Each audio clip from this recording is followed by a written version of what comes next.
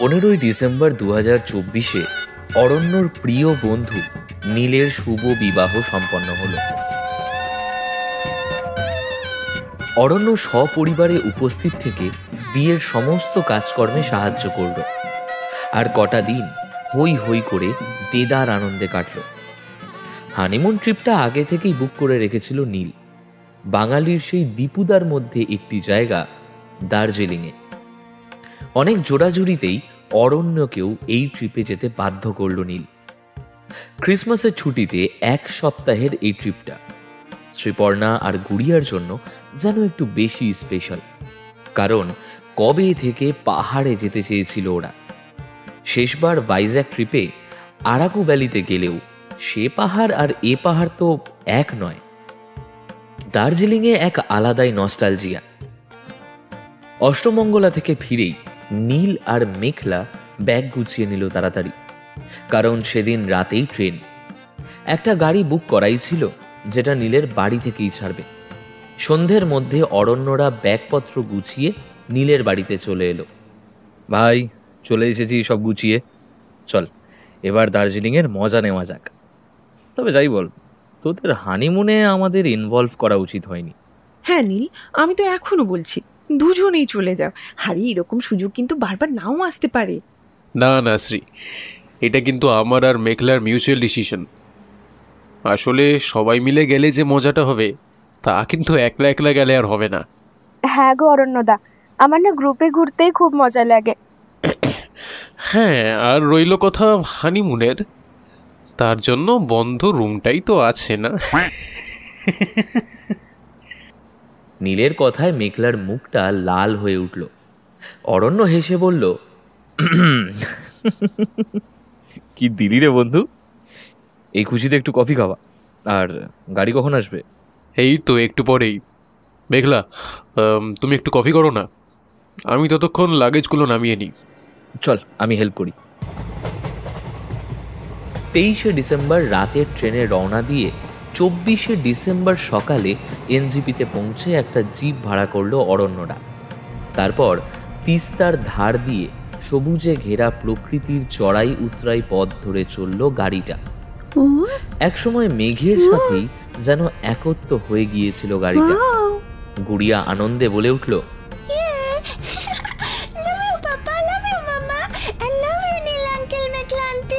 তোমাদের জন্য আজ আমার প্রথমবার পাহাড়ে আসা হলো। এই কদিন আগেই তো আরাকু গিয়েছিলি। ওটা ঠিক এইরকম পাহাড় নয় বাবা, এক আলাদাই সৌন্দর্য। এখনো সৌন্দর্য দেখলি কোথায়? কাল ভোরে কাঞ্চনজঙ্ঘা দেখতে যাব, তখন বুঝবি আসলে সৌন্দর্য কাকে বলে। পাহাড়ের কোলে একটা সুন্দর রিসর্ট মাউন্ট ভ্যালির কাছে গিয়ে থামলো ওদের গাড়িটা।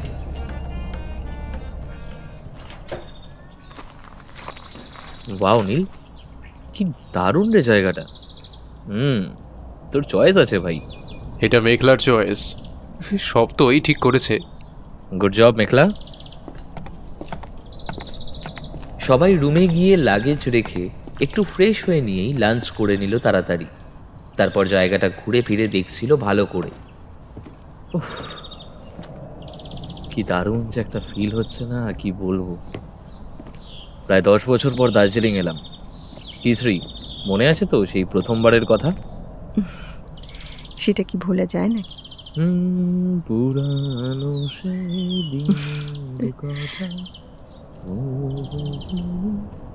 গল্প গানের মাঝে গুড়িয়া বলে উঠল, বাবা, ওই দিকটার ঘর থেকে কেউ কেউ দেখছিল আমাদের। কে দেখছিল? আর কোন দিকের ঘরে? ওই তো ওই পাশের হোটেলটায়, ওই জানালাটা দিয়ে, ওই যে ওই দোতলার ঘরের জানালাটা দিয়ে। দূর, জানলা তো বন্ধ। এক্ষুনি খোলা ছিল বাবা, আমি স্পষ্ট দেখলাম। কেউ অনেকক্ষণ তাকিয়েছিল ওইদিকে। ভাই, কিরম যেন সাসপেন্সের গন্ধ পাচ্ছি। অরণ্যদা থাকবে আর সাসপেন্স থাকবে না, এটা আবার হয় নাকি? দূর, ছাড়ো তো ওর কথা, কিছু না।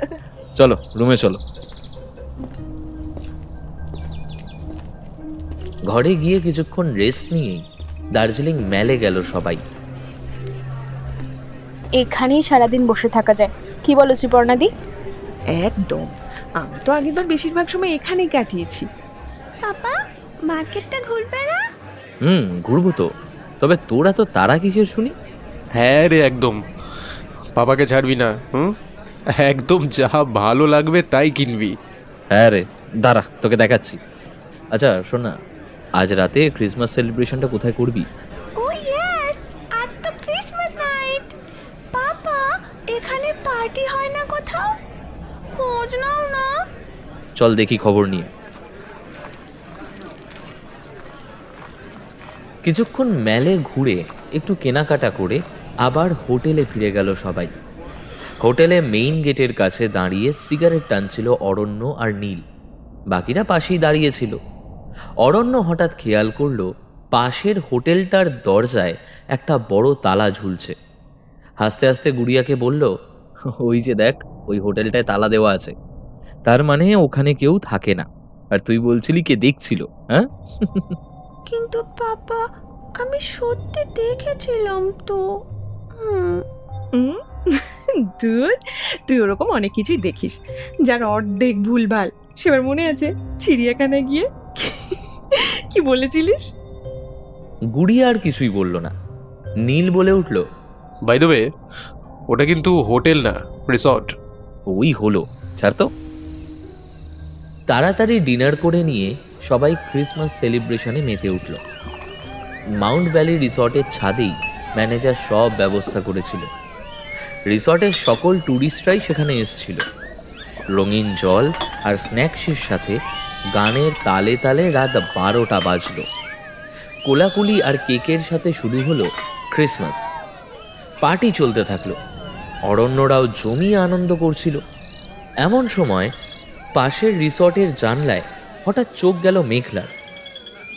কি যেন দেখল সে। নীলকে বলল, নীল, এই নীল, ওই জানলাটায় না কেউ একজন ছিল, জানলাটা দেখো না একবার।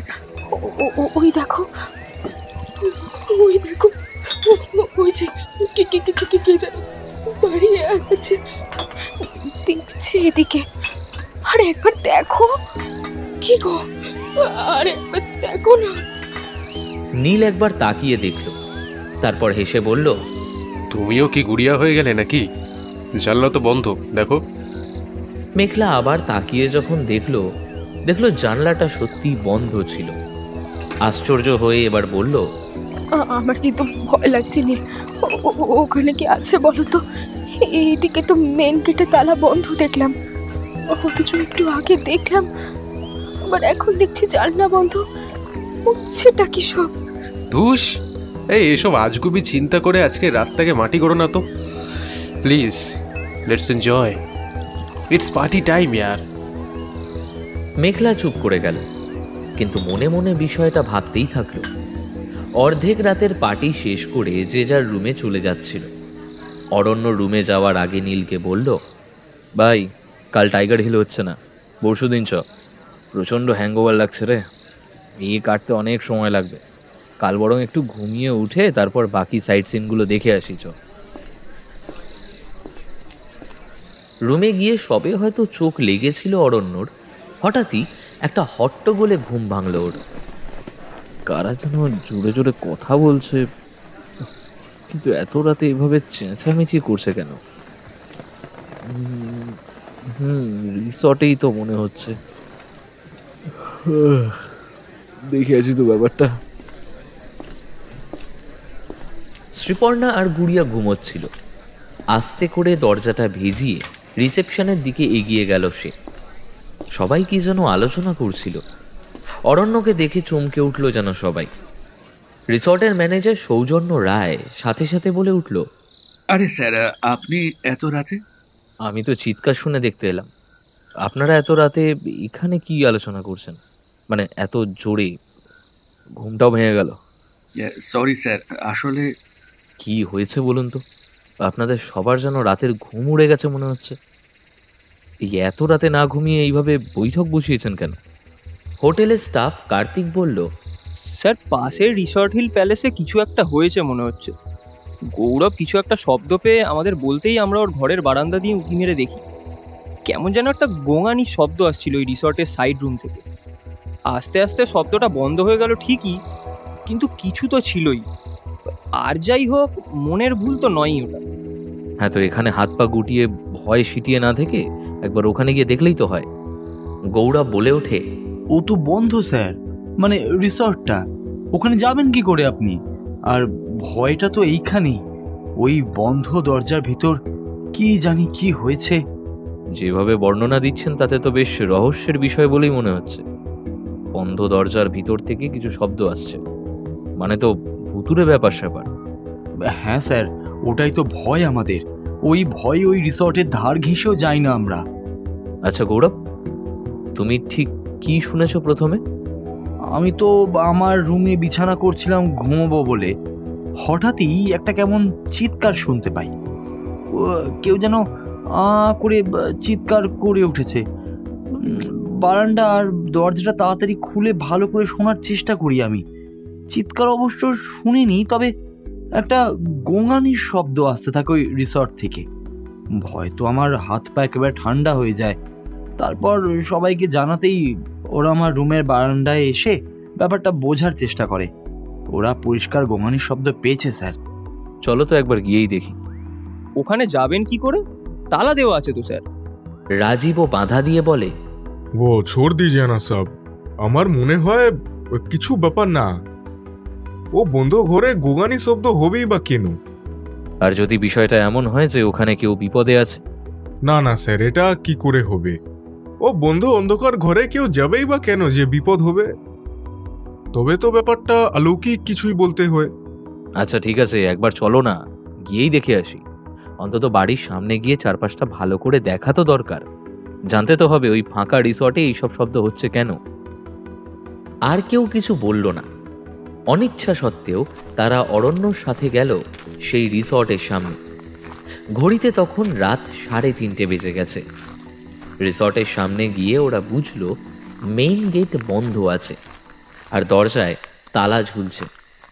রিসর্টের চারপাশটা ঘুরতে ঘুরতে এদিক ওদিক উঁকি মেরে দেখছিল অরণ্য। রাজীব বলল, স্যার বেকার আমরা আমাদের নিন্দ নষ্ট করছি, কিছু উদ্ধার করতে পারবেন না, ফিরে চলুন সব। এমন করে বলছো যেন সব রহস্য জানো বলেই মনে হচ্ছে। কি বলছেন স্যার? কিছু জানি না বলেই তো বলছি, টাইম নষ্ট করে কি লাভ? তাহলে জানো না যখন, জেনে নেওয়া তো যেতেই পারে, তাই না? চলো ওই দিকটাই দেখি। ঘুরে ফিরে দেখতে দেখতে এক জায়গায় গিয়ে থেমে গেল অরণ্য আর বলল, পুলিশকে খবর দাও গৌরব, এক্ষুনি। কিন্তু স্যার কেন? আর কোনো কেন নয় গৌরব, এই দেখো চাঁদের আলোতেও স্পষ্ট দেখা যাচ্ছে কয়েকটা পায়ের ছাপ। 1 2 3 4, মানে দুজনের। স্যার ওগুলো তো ইনসানের বলে মনে হচ্ছে না, আপনি ভালো করে দেখুন। দেখেছি। এবারে ফোনটা করো, নয়তো এই বন্ধ রিসর্টের সমাধান হবে না জীবনে। আর কোনো প্রশ্ন না করে গৌরব ফোন করলো পুলিশ স্টেশনে। কিছুক্ষণের মধ্যেই পুলিশ এসে হিল প্যালেস রিসর্টটার তালা ভেঙে ঢুকলো। এদিকে অরণ্যর ফোন বেজে উঠল। হ্যাঁ শ্রী বলো। আরে আমি রিসর্টের নিচেই আছি, ওই একটা ব্যাপারে। না না তেমন কিছুই না। আচ্ছা আচ্ছা ঠিক আছে, আমি এসে সব বলছি। তোমরা ঘুমোও এখন, ভোর তো হয়েই এলো। আমি কিছুক্ষণের মধ্যেই চলে আসবো, ঠিক আছে? Don't worry, bye. ফোনটা রেখেই অরণ্য রিসর্টের ভেতরে গেল। পুলিশ ততক্ষণে রিসর্টের লন পেরিয়ে সিঁড়ি বেয়ে ওপরে উঠে গেছে।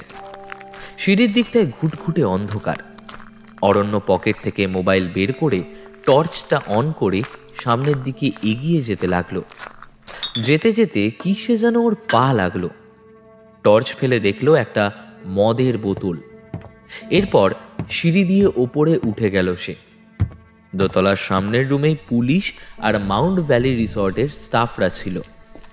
সেই রুমে অরণ্য প্রবেশ করতেই গৌরব বলল, আপনার কথাই ঠিক ছিল স্যার, দেখুন কি হয়েছে।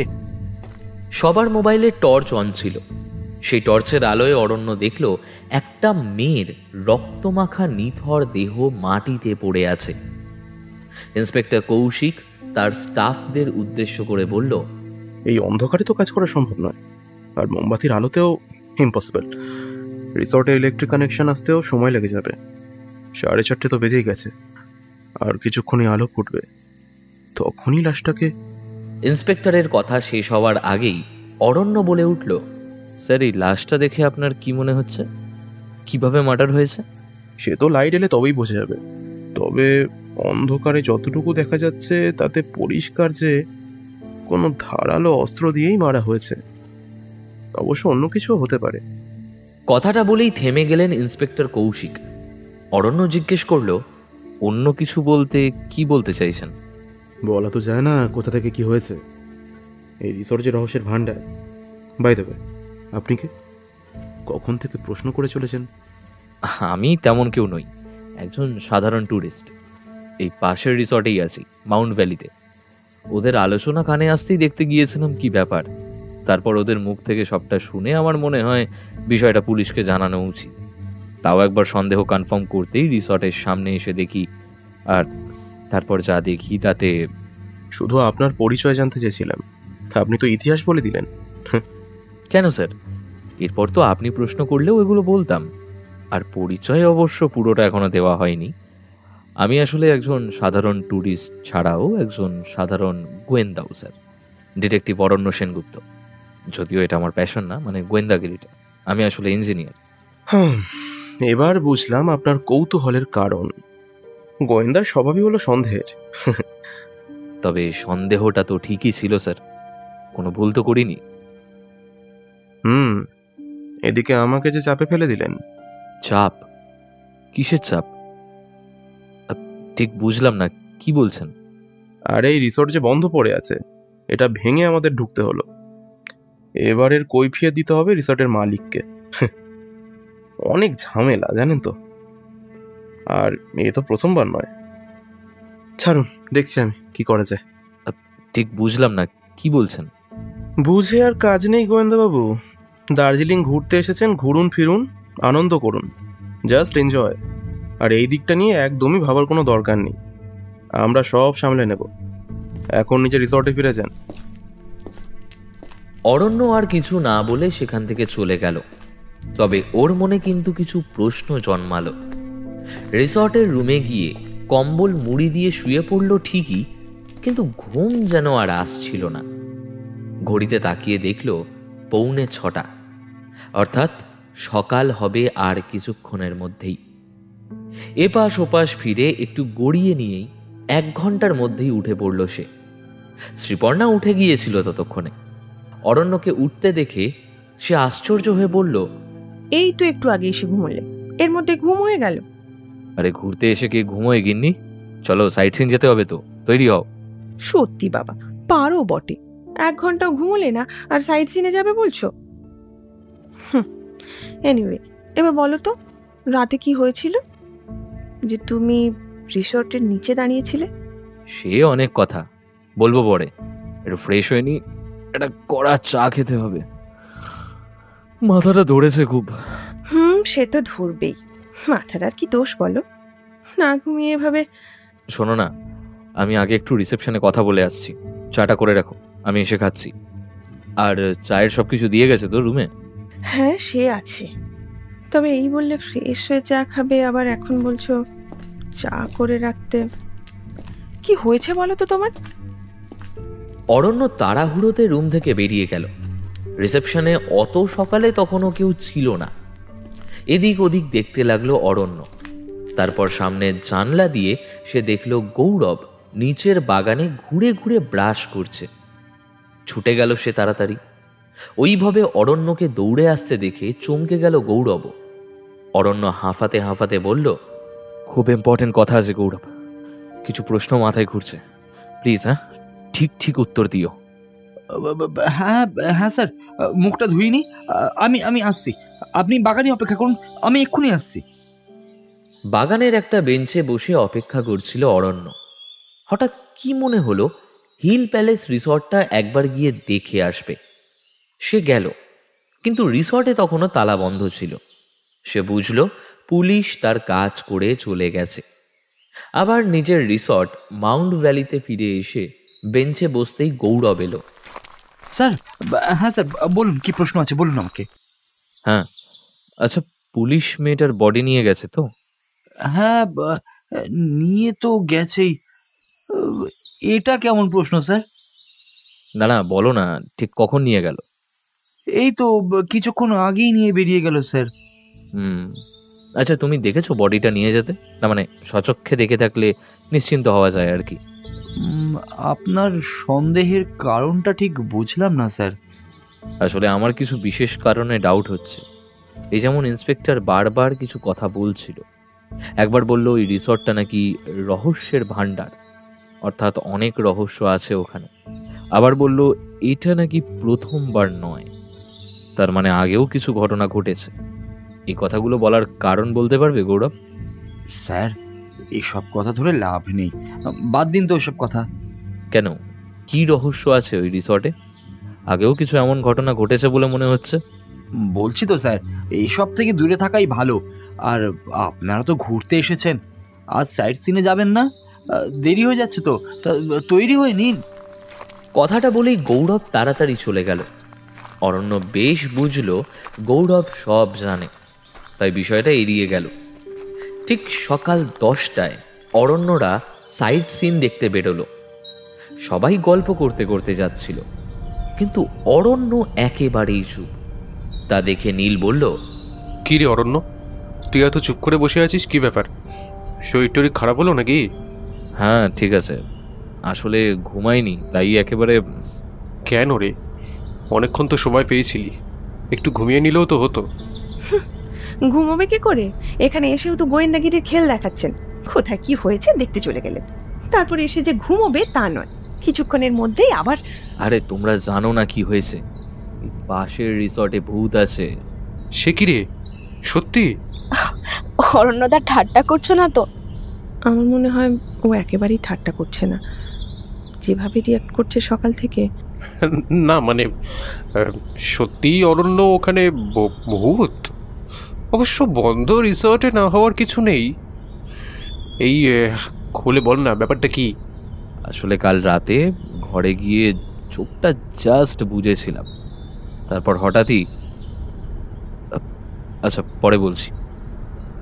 ড্রাইভারের সামনে অরণ্য কিছু বলতে চাইল না, নীলকে ইশারায় বুঝিয়ে দিল। কিছুক্ষণ পরই চা খাবার জন্য গাড়ি দাঁড়ালো। স্যার, यहाँ अच्छा चाय कॉफी मिलता है। ও গ্রেট, চলো সবাই নেমে আসো। আর তুমি কোথায় যাচ্ছ ড্রাইভার ভাই, চা খাবে না? नहीं साहब, हम बस खा के ही निकले हैं। চায়ের দোকানে বসে অরণ্য ডিটেলসে সবটা বলল সবাইকে। সব শুনে নীল বলল, দেখ, যদি বিষয়টা অলৌকিক না হয় তাহলে কিন্তু আরো চিন্তার ব্যাপার। আমরা আবার ঠিক পাশেই আছি, ওখানে যা কিছু হবে আমাদেরও এফেক্ট করতে পারে কিন্তু। না না, তেমন কিছুই হবে না।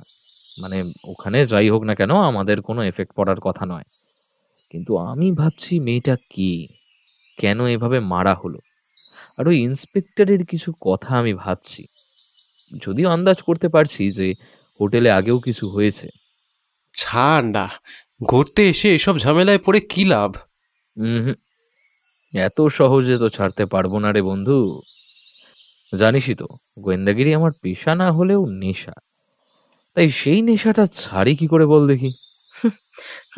সেই এই জন্যই তো ঘুরতে এসেছো। তুমি গোয়েন্দাগিরি করে বেড়াও আর আমরা রিসর্টে বসে থাকি। বাহ, কি সুন্দর ট্রিপ। আরে তা কেন হবে, তোমরা যেমন ঘুরছো তেমনই ঘুরবে, ইনফ্যাক্ট আমিও, কিন্তু প্রয়োজনে এদিক ওদিক করবো, এই আর কি, প্রমিস। আমাদের ট্রিপে কোনো এফেক্ট পড়বে না। আচ্ছা শোনো, আমি একটু থানায় যাব, গিয়ে জানতে হবে তো লাশটার বিষয়। নীল, তোকে দায়িত্ব দিয়ে গেলাম সবার, পারবি তো? আরে সে ঠিক আছে, কিন্তু তুই কি একেবারেই ঘুরবি না? কে বললো? তোরা বাতাসিয়া লুপটা দেখে নে, তারপর রোপওয়েতে আমি জয়েন করছি, আর তারপর জু গার্ডেনও তো আছেই। আমার গুড়িয়ার সাথে এই আনন্দটা মিস করি কি করে বলতো? Thank you papa, love you. Love you too সোনা। চলো গাড়িতে ওঠা যাক।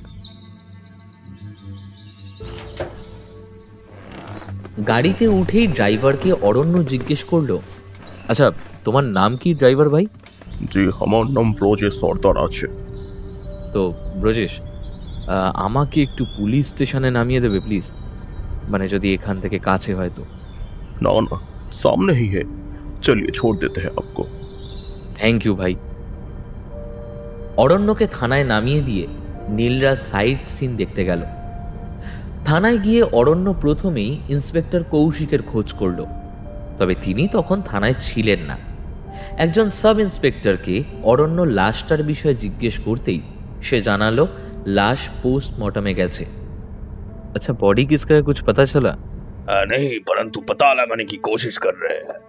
खून का पैटर्न क्या है? एक्चुअली रात को इतना अंधेरा था, कुछ समझ में नहीं आ रहा था।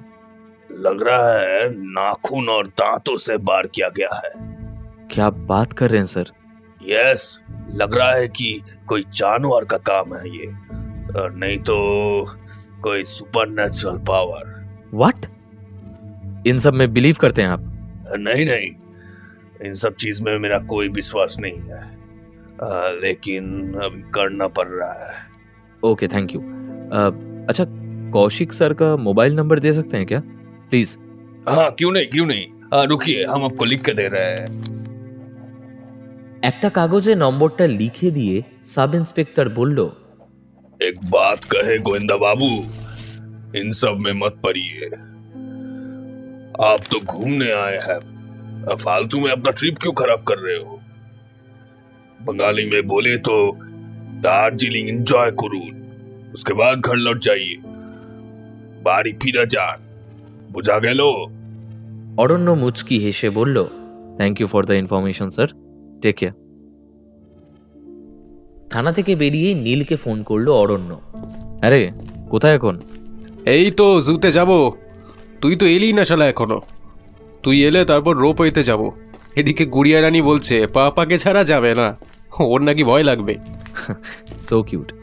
শোন, ওকে বল আমি এক্ষুনি আসছি। আর জুতে এখন যাস না, আগে রোপওয়েতে যাই, তারপর একসাথে যাব। ওকে বস, তাই হবে।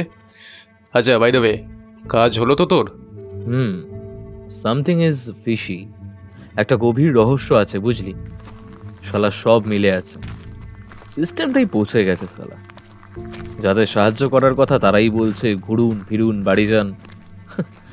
কি বলতো, এদের এসব কথা শুনে আমার জেদ আরও চেপে গেল। এবার তো আমি এর শেষ দেখেই ছাড়ব। আচ্ছা শোন, আমি বরং এসে সবটা বলছি, তোরা রোপওয়ের টিকিটটা কেটে রাখ, ওকে? অরণ্য আসতে প্রথমে রোপওয়েতে ঘুরে তারপর জুতে গেল সবাই। গুড়িয়া ম্যাপটা দেখে বলল, পাপা আগে বাঘ দেখবো প্লিজ। আরে চল না, ডান দিক দিয়ে গিয়ে বাঁ দিকে ফিরে আসবো, আর এর মাঝেই তোর বাঘ সিংহ হরিণ সব পাবি। আর ওই দিকটায় আগে চল, দেখি কি আছে, দেখি আয়। দাদা তুমি না এলে না জাস্ট জমে না। এই গুড়িয়া তো এতক্ষণ কথাই বলছিল না, আর বৌদিও যেন কেমন একটা আপসেট ছিল, আর এখন দেখো। যাক, তাহলে আমার এতটা ইম্পর্টেন্স আছে। Feeling so special.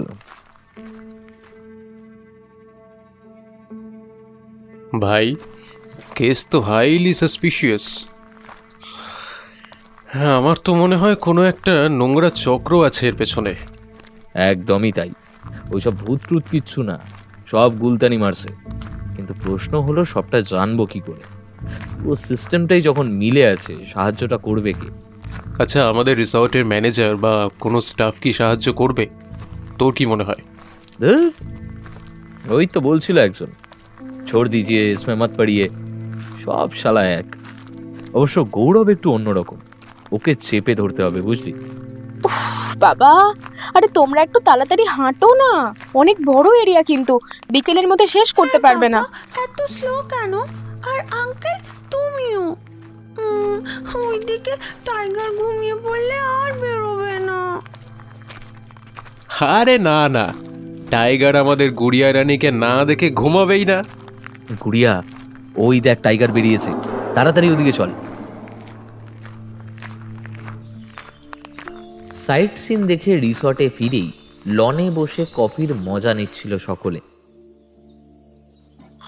খুব সুন্দর ঘুরলাম আজকে, তবে এরকম ক্রিসমাস কিন্তু প্রতিবার হবে না গিন্নি। হ্যাঁ, এবার শুধুই হলো নীলদের জন্য। থ্যাংক ইউ বন্ধু। হয়েছে হয়েছে। শোন, রিসর্টে এখনো একটা পার্টি আছে বললো। কি সবাই যাবে তো? হ্যাঁ আঙ্কেল, যাবই তো।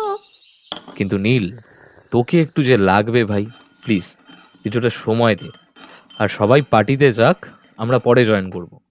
ধুর, তুমি না জাস্ট বিরক্তিকর। ঘুরতে এসেও মানে মানে যেখানে যাও রহস্যের পিছনে দৌড়ো শুধু। অদ্ভুত। শ্রী, একটু ভুল বললে। রহস্যের পিছনে অরণ্য দৌড়ায় না, বলো অরণ্যের পিছনে রহস্য দৌড়ায়।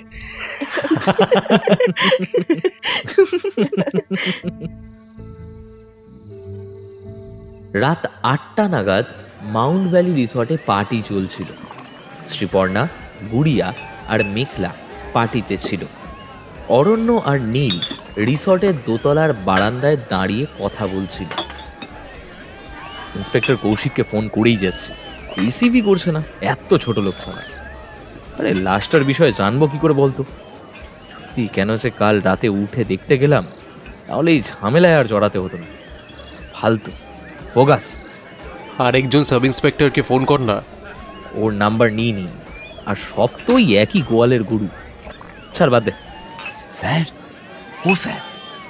অরণ্যর কথা শেষ হতেই কারোর ডাকে ফিরে তাকালো দুজনে। স্যার, লাশটার বিষয়ে কি জানতে চান? তুমি কি জানো সেটা আগে বলো। ওই মেয়েটা আমাদের পাড়ার স্যার, যার খুন হয়েছে। ওর নাম হেমা। এখন বাড়িতে ফোন করে জানতে পারলাম পাড়ায় নাকি শোরগোল পড়ে গেছে স্যার। সেটা তো স্বাভাবিক। ওই ঘরে গেল কি করে? সেটাই তো রহস্য স্যার। সত্যিই জানো না? কি করে জানবো স্যার, আমি অত কথা বলতাম না ওর সাথে। তবে ওর চাল চলন সুবিধার মনে হতো না। বাজে ব্যবসা করতো যা মনে হয়। এবার সেখান থেকেই কেউ মেরেছে কিনা। তবে ওই বন্ধ রিসর্টে ও যাবে কেন? আচ্ছা গৌরব, ওই রিসর্টটা কতদিন বন্ধ পড়ে আছে? তা স্যার, বছর 2 তো হবেই। আর আগে ওখানে কি হয়েছিল গৌরব? দেখো, আমি যা হিন্ট পেয়েছি তাতে এটা তো নিশ্চিত যে এটা প্রথম ঘটনা তো নয়। আর তোমরা সবাই যে সবটা জানো এটাও আমি জানি। না স্যার, সবাই সবটা জানে না। শুধু শুধু কি হলো? থেমে গেলে কেন? শুধু কি? না না, কিছু না স্যার, ছাড়ুন না। ছাড়তে পারবো না গৌরব। আর এতটাই যখন সিক্রেট বিষয়টা, তাহলে সেদিন তুমি মিথ্যে বলতে পারতে। ওই রিসর্টের থেকে আওয়াজ পেয়েছো বললে কেন? তাহলে আমিও এইসব নিয়ে মাথা ঘামাতাম না, তাই না? ওটা তো বলে ফেলেছি ভয়। না মানে আসলে স্যার, আমি ভাবতে পারিনি যে আবার ওখানে খুন হয়েছে। কথাটা বলেই চুপ করে গেল গৌরব। চুপ করে গেলে যে? আবার খুন হয়েছে মানে? বলো তো কেসটা কি, প্লিজ বলো। কিন্তু স্যার, আমি কিছুতেই বুঝতে পারছি না যে আপনি এসব জেনে কি করবেন। আপনি তো ট্যুরিস্ট। সাধারণত ট্যুরিস্টরা এসবে মাথা ঘামায় না, কিন্তু আপনি তো যেন রহস্য সমাধানের চেষ্টায় আছেন বলে মনে হচ্ছে। একদম ঠিক ধরেছ। তবে সমাধান করব কি করে যদি গোড়া থেকেই গল্পটা না জানি? কিন্তু কিন্তু কেন স্যার? মানে আপনার সমাধান করার দরকারটাই বা কি? আরে ব্যাপারটা খুব সিম্পল। আমি পেশাদার ডিটেকটিভ, যদিও পার্ট টাইম। আসলে আমি ইঞ্জিনিয়ার। তবে অবসরে আর ছুটিতে এইসব রহস্য সমাধান করাই আমার কাজ, নেশাও বলতে পারো। এবার বুঝেছো? বলো। হ্যাঁ স্যার, আর এটা তো তাহলে দারুণ ব্যাপার। তাহলে বলো এবার কাহিনীটা। কাহিনী বলতে সেরকম কিছুই জানি না স্যার। তবে হ্যাঁ, আগেও ওই বাড়ি থেকে একটা লাশ উদ্ধার হয়েছিল। কতদিন আগে? তা প্রায় 1 বছর তো হবেই। আর ওই রিসর্ট কবে থেকে বন্ধ আছে? ওই যে বললাম, 2 বছরের বেশি সময় ধরে। তা আগের লাশটা কার ছিল? মানে তার কোনো পরিচয় জানা গিয়েছিল? স্যার, অত তো আমি জানি না, তবে ওটাও একটা মেয়েরই লাশ ছিল। আচ্ছা আচ্ছা, রিসর্টের এই মালিকের কোনো কন্ট্যাক্ট ডিটেলস দিতে পারবে? সব করে লাভ নেই স্যার, তাকে আপনি পাবেন না। ফোন করবেন, রিসিভই করবে না। আর অ্যাড্রেস দেব, সেখানেও গেলে আপনি কাউকে পাবেন না। যখনই যাবেন বলবে পরে আসতে। ওভাবেই ইনস্ট্রাকশন দেওয়া থাকে স্যার। আসলে আগেরবার একটা ভালো পুলিশ অফিসার কেসটা ইনভেস্টিগেট করেছিলেন। উনি অনেক চেষ্টা করেছিলেন সত্যিটা জানার, উনি ব্যর্থ হয়েছেন। ওই মালিককে অনেক চেষ্টা করেও ধরতে পারেননি, তারপর ওনাকে ট্রান্সফার করে দেওয়া হয় স্যার। আমি কিন্তু ধরেই ছাড়বো, হ্যাঁ? আর আমাকে ট্রান্সফারও করতে পারবে না। আমি যে private detective, self employed. Anyway, এসব ছাড়ো, তুমি আমাকে কন্ট্যাক্ট ডিটেলসটা দাও, তারপর আমি দেখছি। এটা এত সোজা বিষয় নয় স্যার। ট্রান্সফার না করতে পারলে কি হয়েছে, আরও খারাপ কিছু তো হতে পারে আপনার সাথে। তাই বলছি স্যার, ছেড়ে দিন না। কি দরকার বলুন তো? আসলে আমি যদি সেদিন বুঝতাম যে এই নিয়ে আপনি তদন্ত শুরু করবেন, তাহলে আমি চুপ থাকতাম, কারণ এতেই মঙ্গল। কিন্তু ভয় পেয়ে গেছিলাম যে যা হয় ভালোর জন্যই হয় গৌরব। হয়তো আমার জন্যই বিষয়টা সলভ হবে, আরও কিছু নিষ্পাপ প্রাণ রক্ষা করতে পারবো। আচ্ছা শোনো, যার খুন হয়েছে তার কি নাম বললে জানো? হেমা। ওর বাড়ির অ্যাড্রেসটা আমাকে দেবে প্লিজ। হ্যাঁ, এটা তো তুমি জানোই, তোমার পাড়ার মেয়ে যখন। হ্যাঁ স্যার, সে দিচ্ছি, কিন্তু ওর বাড়িতে শুধু ওর দাদা আছে, রাহুল, আর কেউ নেই স্যার। আর সে খুব একটা থাকেও না বাড়িতে। বোনের মৃত্যুর সময়ও কি থাকবে না? তা কি করে সে? তাও তো জানি না স্যার, তবে ওকে পাড়ায় খুব একটা দেখা যায় না, অন্তত আমি তো দেখি না। অ্যাড্রেস দিয়ে দিলাম আপনার হোয়াটসঅ্যাপে, এই যে। হ্যাঁ, বাকিটা আপনি খোঁজ নিয়ে দেখুন প্লিজ স্যার। থ্যাংক ইউ গৌরব। আমি তাহলে এখনই একবার ঘুরে আসি, তুমি এবার আসতে পারো। গৌরব চলে যেতেই নীল বলল, সে কি রে, এখন বাইরে যাবি? ওদিকে তোর মেয়ে আর বউ তো অপেক্ষা করছে, কখন তুই যাবি পার্টিতে? সে তো মেঘলাও অপেক্ষায় আছে। নতুন কাপাল তোরা, যা যা পার্টিতে যা। আর শ্রী আর গুড়িয়াকে বলিস আমি 1 ঘন্টার মধ্যেই আসছি। আর সবে তোর 8:30 বাজে, আভি তো পার্টি শুরু হয়ে, তাই না? আমি এসে জয়েন করছি, রিল্যাক্স। তারপর একসাথে ডিনার করবো। ওকে, চ, বাই।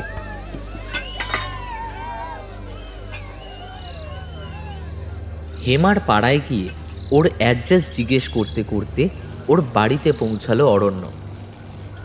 ঘরে তালা দেওয়া ছিল। ঘরের বাইরে কজন ছেলে বসে আড্ডা মারছিল। ওদেরকে অরণ্য জিজ্ঞেস করলো, अच्छा এটা हेमर बाड़ी तो? हाँ, पर आप कौन है? वो इम्पोर्टेंट नहीं है, पर ऐसे समय पे घर पे ताला, ये थोड़ा अजीब नहीं है? आप क्या उसके घर के लोग हैं? এটাও ইম্পর্টেন্ট নয়। पॉइंट इज उसका बॉडी आने वाला है, लेकिन घर पे कोई नहीं है। स्ट्रेंज। ছেলেগুলোর মধ্যে একজন বাঙালি ছিল। সে বলল, স্যার, এ আর নতুন কি? ওর বাড়িতে এমনিতেও কেই বা থাকে? ওর দাদা তো একদিন বাড়িতে আসে আর 1 মাস বাড়ির বাইরেই থাকে। আচ্ছা, কিন্তু বোনের মৃত্যুর খবর পাইনি? যার খোঁজই পাওয়া যায় না তাকে কে খবর দেবে, আর কিভাবেই বা দেবে? তোমার নাম কি? আমার নাম শেখর। একটু সাইডে আসবে, কথা আছে। বন্ধুদের থেকে আলাদা হয়ে অরণ্যর সাথে এক পাশে গিয়ে দাঁড়ালো শেখর। আর কি জানো হেমা সম্পর্কে? যা জানো তাহলে প্লিজ একটু বলো। আচ্ছা, একটা কথা বলুন তো, আপনি কি পুলিশ যে তদন্ত করছেন?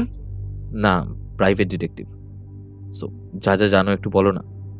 ওর মার্ডার হয়েছে স্যার। দেখুন, আমি খুব সাধারণ বাড়ির ছেলে, কোনো ঝামেলায় জড়াতে চাই না। জাস্ট কয়েকটা উত্তর চাই, এতে আবার ঝামেলা হবে কেন? বেশ, বলুন। যেটা জিজ্ঞেস করলাম, হেমা সম্পর্কে যা যা জানো সবটা বলো। বাজে ব্যবসা করত, সন্ধ্যের পর বেরোতো, ভোরে বা সকালেই বাড়ি ফিরত। আর ওর দাদা যখনই আসতো খুব ঝামেলা হতো ভাই বোনের মধ্যে। আচ্ছা, হিল প্যালেস রিসর্টে ও কি যেত? কি হিল প্যালেস? সে তো বন্ধ হয়ে পড়ে আছে সেই কবে থেকেই। কিন্তু মার্ডারটা ওখানেই হয়েছে। এটা তো জানতাম না স্যার। শুধু ওর মার্ডার হয়েছে এটুকুই জানানো হয়েছে পুলিশ স্টেশন থেকে। মানে এখানেই রহস্য। আচ্ছা, হিল প্যালেসের বিষয়ে কিছু জানো? হয়তো রাজেশ জানে স্যার, ও এক সময় ওখানেই কাজ করত। কে রাজেশ? একটু কথা বলিয়ে দেবে? ওই যে একটু আগেই যে কথা বলছিল স্যার, ওই তো রাজেশ। দাঁড়ান, আমি ডাকছি ওকে। ওই রাজেশ, ইধরা একবার শুন। हाँ बोल, क्या हुआ? ये बाबू को हिल पैलेस के बारे में तू कुछ इन्फॉर्मेशन दे सकते? वो तो मैं कब का छोड़ के आ चुका हूँ। उसके बारे में क्या जानना चाहते हैं साहब? अच्छा, वो बंद क्यों हुआ है ये जानते हैं आप? इन सब में मत पड़ो बाबू। अगर घूमने के लिए आए हो तो जिस शहर से आए हो बस घूम के वापस चले जाओ। वैसे मैं कुछ नहीं जानता। ए शेखर, मुझे कहीं जाना है, बाद में मिलते हैं। রাজেশ চলে গেল। অরণ্য বেশ বুঝলো ও সব জানে, তাই এড়িয়ে গেল। ঠিক আছে শেখর, আমি এখন আসি। লাশ তো বোধহয় পোস্টমর্টম হয়ে কাল আসবে। আর হ্যাঁ, একটা রিকোয়েস্ট, যদি হেমার দাদা আসে আমাকে অবশ্যই জানিও। এই কার্ডে আমার নাম্বার আছে, কল বা হোয়াটসঅ্যাপ করে দিও আমাকে, ঠিক আছে? একদম, নিশ্চয়ই জানাবো স্যার। আচ্ছা, রাজেশ এই পাড়াতেই থাকে তো? হ্যাঁ স্যার, ওই যে ওই গলিটা দেখছেন, ওই গলির সেকেন্ড বাড়িটাই ওর। Okay, thank you very much Shekhar. আশা করি আগেও তোমাকে সাহায্যে পাবো। অবশ্যই স্যার, আপনার নাম্বার তো থাকলোই। শুধু দেখবেন আমি যেন কোনো ঝামেলায় না পড়ি, আর আপনিও আমার নম্বরটা রেখে দিন। হ্যাঁ হ্যাঁ, খুব ভালো হয়। বলো, নোট করছি। অ্যান্ড ডোন্ট ওয়ারি, কোনো ঝামেলা হবে না। এরপর অরণ্য রিসর্টের পার্টিতে গিয়ে যোগ দিল। নীল বেশ কৌতূহল নিয়ে জানতে চাইল, কিরে কি জানতে পারলি? পরে বলি, আগে তো এতক্ষণ ছিলাম না, এবার যদি আলোচনায় বসি তো আর রক্ষে নেই। হ্যাঁ হ্যাঁ, তা ঠিক। শ্রী একটু রাগ করেছিল তুই নেই শুনে। So now it's time for family. হ্যাঁ শোন, ওদিকে ড্রিঙ্কস আর স্ন্যাক্স আছে, নিয়ে নে। পার্টি শেষ হতেই ডিনার করে অরণ্যরা রুমে চলে গেল। শ্রীপর্ণা আর গুড়িয়া ঘুমিয়ে পড়তেই অরণ্য রুমের বাইরে বেরিয়ে গেল। তাড়াতাড়ি কাকে যেন ফোন করলো। হ্যালো, একবার আমার রুমের বাইরে এসো তো, ইম্পর্টেন্ট কথা আছে। অরণ্য তার রুমের বাইরের কমন ব্যালকনিতে দাঁড়িয়ে অপেক্ষা করছিল। পিছন থেকে কারোর ডাকে ফিরে তাকালো। স্যার, আমাকে ডেকেছেন? সেদিন যে পুরো কথাটা বললে না তো, এই রিসর্টের কে জানে ওই হিল প্যালেসের মিস্ট্রি? এটা আমি কি করে জানবো স্যার, সত্যি আমি জানি না। তবে একজনকে সন্দেহ হয়, মনে হয় ও জানে। কে সে? রাজীব স্যার, ওকে অনেকবার দেখেছি ওই রিসর্টের বাইরে, তালা বন্ধ, তাও দেখেছি দাঁড়িয়ে থাকতে। এছাড়া দেখলেন না সেদিন আপনি যখন জিজ্ঞেস করলেন কেমন ঢাক ছিল। অরণ্য কথাগুলো মনে মনে ভাবতে লাগলো। তারপর বলল, হ্যাঁ ঠিকই বলেছ, এই রাজীবকে তাহলে ভালো করে জেরা করতে হবে। আচ্ছা, ও তো এই রিসর্টেই থাকে? স্যার, আমরা এমপ্লয়িজরা সবাই এইখানেই থাকি, মানে মাঝে মাঝে বাড়ি যাই, ওই আর কি। ওকে, তা এখন কি ও রুমে আছে? সে তো জানি না স্যার। আপনি দোতলায় 400 নম্বর ঘরে গিয়ে বেল বাজান। থ্যাংক ইউ গৌরব। রাজীবের রুমের বাইরে দাঁড়িয়ে কলিং বেল বাজালো অরণ্য।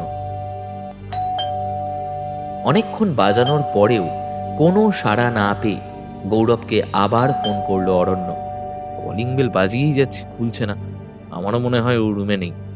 পরে না হয় কথা বলে নেবেন, শুধু একটু নজরে রাখুন স্যার। সে তো রাখতেই হবে। Good advice, thanks. রুমে গিয়ে আবার শুয়ে পড়ল সে। শ্রীপর্ণা নাইট বাল্বটা জ্বালিয়ে বলল, আচ্ছা তুমি কি আদেও ঘুরতে এসেছো? যখনই দেখছি তদন্তে বেরিয়ে যাচ্ছ, না সাইড সিন ভালো করে ঘুরলে, না পার্টিতে থাকলে, না ঠিক করে ঘুমোচ্ছ। ডিসগাস্টিং। এবার রহস্যের গন্ধ পেয়ে আমি কি চুপ করে থাকতে পারি বলো? আর আমার ওই তদন্তের রেজাল্টে যদি ভালো কিছু হয় তো খারাপ কি? দুটো মেয়ের মার্ডার হয়েছে শ্রী। আমি যদি চুপ করে থাকি, কিছু না করে ঘুরে কলকাতায় চলে যাই, হয়তো আবারও একটা খুন হবে। তখন কিন্তু দ্বিতীয় কোনো অরণ্য আসবে না এই মিস্ট্রি সলভ করতে।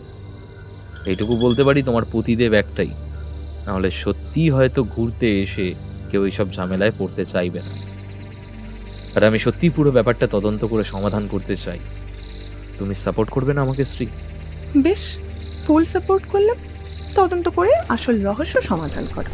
এবার এই তদন্তের মাঝে টাইগার হিলটা ভুলে যেও না প্লিজ। গুড়িয়া কিন্তু এক্সাইটেড ভোরে উঠে টাইগার হিল থেকে কাঞ্চনজঙ্ঘা দেখার জন্য। মনে থাকে জানি। সে তো আমিও, ইনফ্যাক্ট আমরা সবাই। চিন্তা করো না, ওইটা মিস হবে না। সবে তো একদিন হয়েছে, অনেক সময় আছে হাতে, হয়ে যাবে। বেশ, মেনে নিলাম গোয়েন্দাবাবু। এবার একটু ঘুমিয়ে নিন, না হলে এত তদন্ত করবেন, এনার্জি পাবেন কি করে? Thank you, I love you.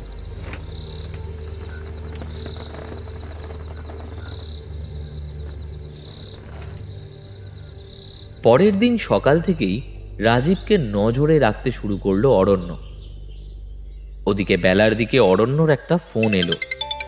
Hello, হ্যাঁ শেখর বলো। হ্যাঁ আচ্ছা, আমি আসছি। নীল, তোরা লাঞ্চ কর, আমি একটু আসছি। আরে কি হয়েছে, কোথায় যাচ্ছিস?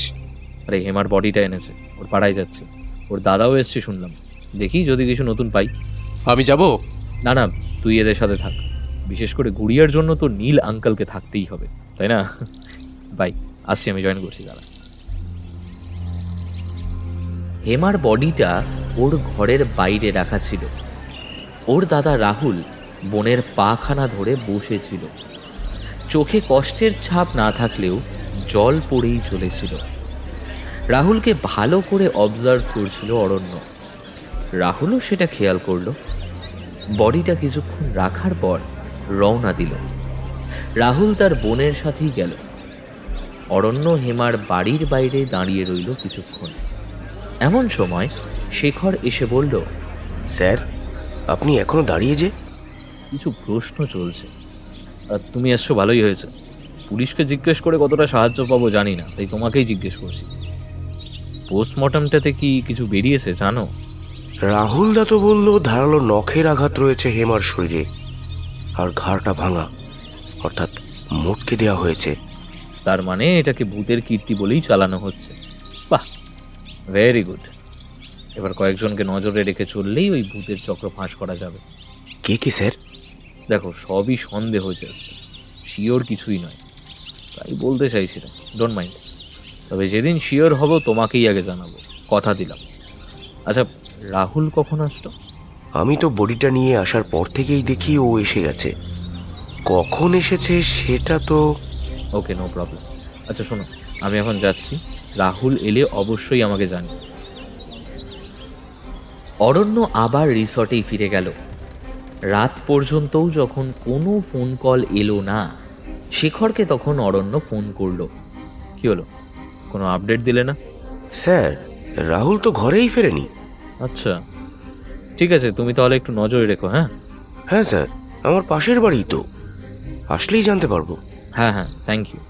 আর তুমি অবশ্যই তোমার ফিজটা পাবে। রাখলাম এখন। নীলের সাথে রিসর্টের কমন ব্যালকানিতে দাঁড়িয়ে সিগারেট টানছিল অরণ্য, আর তাকিয়েছিল ডান দিকে দৃশ্যমান হিল প্যালেস রিসর্টের দিকে। কি রে, এত কি ভাবছিস? অনেক কিছুই। যেমন এই হিল প্যালেসে গিয়ে যদি ভালো করে তল্লাশি করা যায়, কিছু তো পাবই। কিন্তু না, এই পুলিশের কেউ এতে মাথা ঘামাবে না, আমাকে পারমিশন দেবে না। আরে একবার দেখ না ওই ইন্সপেক্টরকে বলে।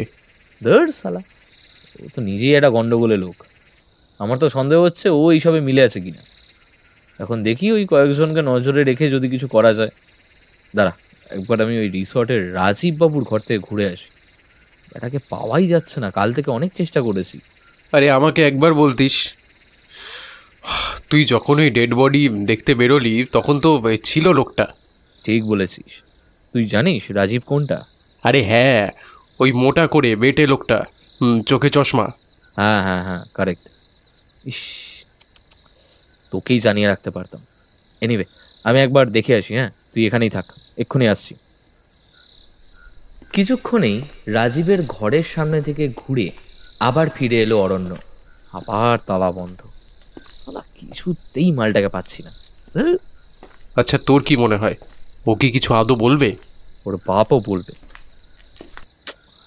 সরি, তো রাগ হচ্ছে না, যত সব ফালতু কথা মুখে আসছে। নীল একটু চুপ করে গেল, তারপর বলল, অরণ্য, ওদিকের জানলাটা একবার দেখ। একটু আগে তো বন্ধ ছিল, এখন খোলা। কি ব্যাপার বলতো? আরে হাওয়ায় খুলে গেছে হয়তো। এই এই জানলা থেকে কে যেন একটা এদিকে দেখছিল মনে হলো। কেউ কি ছিল রে? আচ্ছা তুইও কি এবার ভূতের গল্প শোনাবি নাকি? হ্যাঁ না রে, সিরিয়াসলি দেখ না, কে যেন দেখছিল। হোয়াট? বাট কই দেখি? আরে এক্ষুনি ছিল, দেখলাম আমি। চল আমার সাথে। কোথায়? ওই প্যালেসে আমরা আজই ঢুকবো। যা পুলিশ করছে না সেটা আমাদেরই করতে হবে। শালা সব ভূতের গল্পের গোষ্ঠীর পিণ্ডি উদ্ধার করেই ছাড়া। কোন ভূত আমিও খুঁজে দেখাবো সবাইকে। চ। ছেড়ে দে না ভাই, সবে বিয়ে করলাম, হানিমুনে এসে শহীদ করে দিবি? শাট আপ, কেউ শহীদ হবে না। আর চ, দেরি করিস না, চল চ চ চ। হিল প্যালেসের পেছনের দিকের গেটের পাঁচিল টপকে অরণ্য আর নীল এগিয়ে চলল সামনের দিকে। কি করছিস কি অরণ্য? আরে দেখ, পুলিশ সিল করে রেখেছে বাড়িটাকে, আর তুই এইভাবে? ও আরে এত রিস্ক নেওয়ার কি দরকার বলতো? দরকার আছে বন্ধু, এইভাবে রিস্ক না নিলে এই জন্মে তো মিস্ট্রি সলভ হবে না ভাই। এনে তালাটা ভাঙ, ওপরে যাব। কি বলছিস কি? দেখ আমি জানি এই ভাঙা ভাঙিতে তুই এক্সপার্ট, সময় আর নষ্ট না করে যা বললাম সেটা কর। কিন্তু অন্য এটা এটা কমপ্লিটলি ইললিগাল। কিন্তু ভাই এসব আইন টাইন রাখতো। আমার বিশ্বাস তুই যাকে দেখলি সে এখনো ওই ঘরেই আছে। তাকে হাতে নাতে ধরতে গেলে এভাবেই ঢুকতে হবে আমাদের। আর সে যদি ভূত হয় তবে তো আরো ভালো, আদর করে চলে আসবো না হয়। কি বলছিসটা কি? ভয়টয় কি একেবারেই নেই তোর নাকি? শোন, সে যে মানুষ অথবা মানুষের নামে অমানুষ সেটা আমি জানি, আর এটাও জানি এই তালা ভাঙার সাহস তোর নেই। দরকারও নেই, ছাড়, চুপ করে এখানে দাঁড়িয়ে থাক। কি বলছিস বলতো? একবার বললি তালা ভাঙতে, এখন বলছিস চুপ করে দাঁড়িয়ে থাকতে।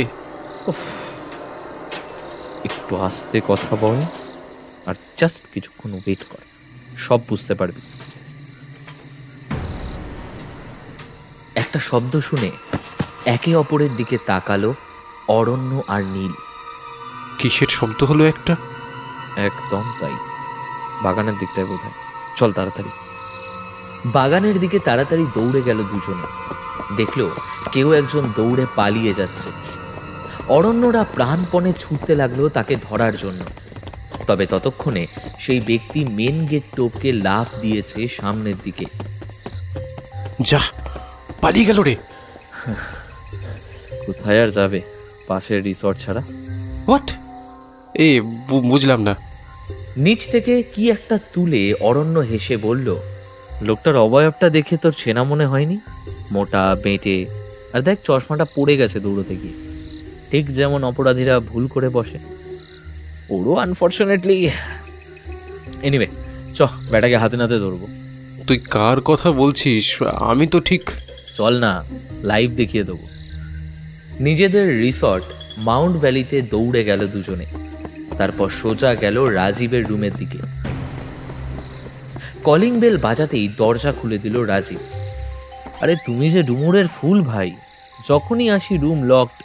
তবে জানতাম এখন তোমায় ঠিক পাবো, কারণ তুমি এক্ষুনি রিসর্টে ফিরলে, তাই না?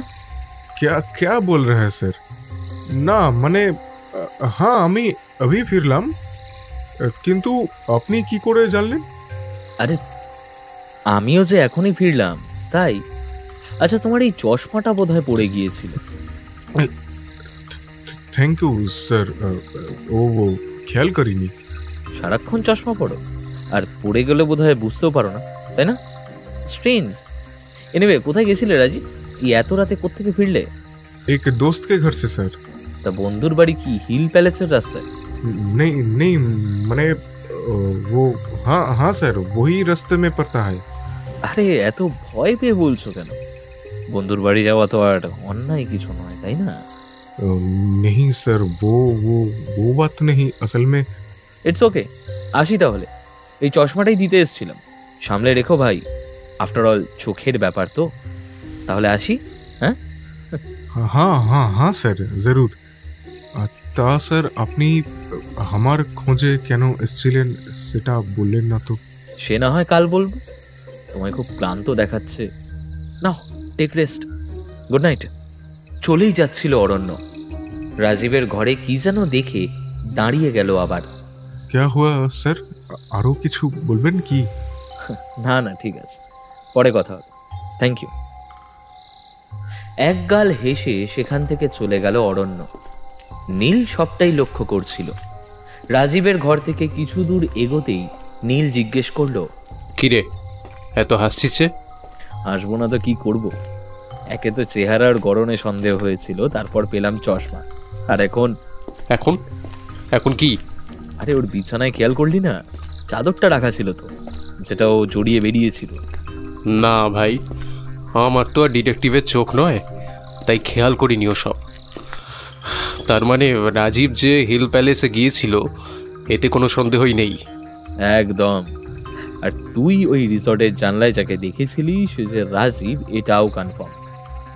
এবার প্রশ্ন হলো, ও ভয় দেখাচ্ছিল কেন? তার মানে কি ওই রিসর্টের জটিল রহস্যের অংশীদারে? কি বলছিস রে? না হলে ভয় দেখাবে কেন বল? ওই রিসর্টে যা যা ঘটছে সেটা যে অলৌকিক, সেটাই প্রমাণ করার চেষ্টা হচ্ছে এইভাবে। এবার জানতে হবে ওর পেছনে বড় মাথাগুলো কার। কিন্তু অরণ্য, তালা তো বন্ধ ছিল, ও ঢুকলো আর বেরোলোই বা কোন দিক দিয়ে? আরে অত বড় রিসর্ট, খানচারেক দরজা আছে ওখানে, তুই হয়তো খেয়াল করিসনি, আমি দেখেছি। ওই যে বললি গোয়েন্দার চোখ, কিচ্ছু মিস হয় না ভাই।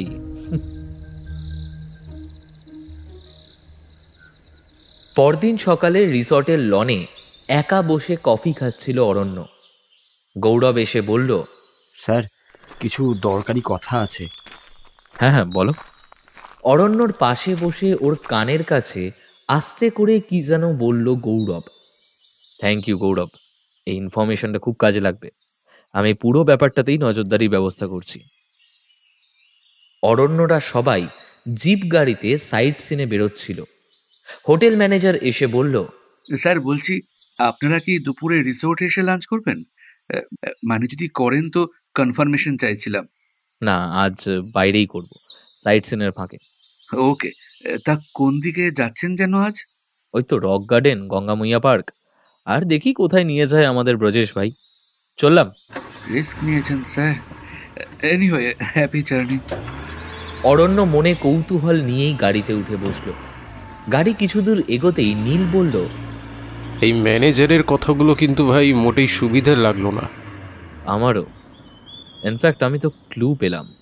ক্লু? কিসে ক্লু? অরণ্য নীলকে ইশারায় চুপ করতে বলল। তারপর ড্রাইভার ব্রজেশকে জিজ্ঞেস করলো, ব্রজেশ ভাই কিছু মনে করো না, आई मीन डोंट माइंड, एक बात पूछे? अगर सच सच जवाब देंगे तो? हाँ हाँ साहब, पूछिए ना। ये मैनेजर कैसा आदमी है, मतलब उनका नेचर कैसा है? आप क्या बोले साहब, उनके ही नमक खा के उनके बारे में बुरा तो नहीं बोल सकते, लेकिन इतना कह सकते हैं अच्छा आदमी नहीं है। जहाँ पैसा देखते हैं वही दौड़ते हैं। अच्छा, इंटरेस्टिंग। নীল, আজ আমাদের সাবধানে থাকতে বলেছে, মানেটা বুঝেছিস? মেঘলা আর শ্রীপর্ণা এতক্ষণ সব শুনছিল। এবার শ্রীপর্ণা বলল, তোমরা কি যে করছো, ঘুরতে এসে সেই এক ঝামেলায় পড়লে। হ্যাঁ অরণ্যদা, তুমি এসব ঝামেলা কেন নিতে গেলে বলো তো?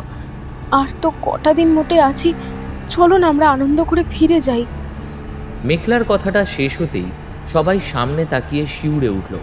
একটা লরি স্পিডে অরণ্যদের গাড়ি লক্ষ্য করে এগিয়ে আসছিল। ড্রাইভার ব্রজেশ খুব সাবধানে গাড়িটা সাইড করে জোরে বেরিয়ে গেল। তারপর সামনে কিছু দূর এগিয়ে ব্রেক মারল।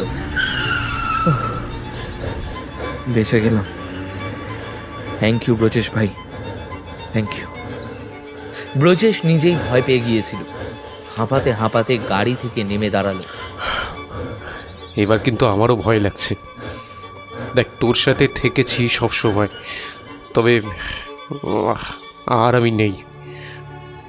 দেখ, আর যাই হোক, আমাদের হানিমুনটায় কোনো দাগ পড়তে দেব না ভাই। আমি লাইফ টাইম মেমোরেবল করে রাখতে চাই, বাট এইভাবে চললে তো স্মৃতিটা বিস্মৃতি হয়ে থাকবে। আমিও তোমার সাথে একমত নীল, তোমার বন্ধুকে এতদিন সাপোর্ট করেছি, কিন্তু আজকের পর আর না। সরি। দেখো, তুমি যদি এর পরেও এই তদন্ত চালিয়ে যাও তাহলে আমি এর বিরুদ্ধে। এবার যা খুশি করো। আরে শ্রী, এইরকম করলে কি করে হবে? তদন্ত প্রায় শেষের পর্যায়ে, এত দূর এসে এইভাবে বন্ধ করা যায়? আর নীল, তুইও এরকম বলছিস? আরে আমাদের মেয়েটার কথা তো ভাবো।